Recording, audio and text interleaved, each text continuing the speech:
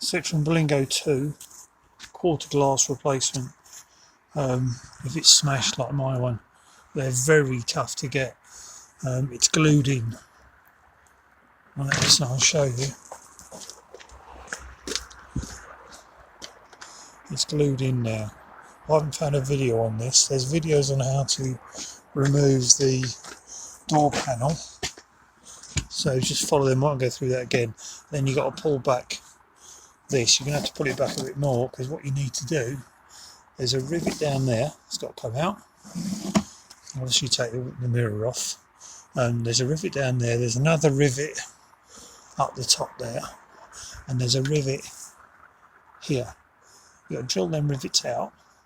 You've got to drop the window down. And then this will take all the rubbers off.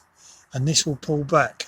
Because my windows are broken, it will probably come over easier, but I actually bought another door because I had real trouble trying to find just a quarter glass window. In fact, the quarter glass window was more than the door, than buying a whole door. But to change the doors over is a pain in the arse.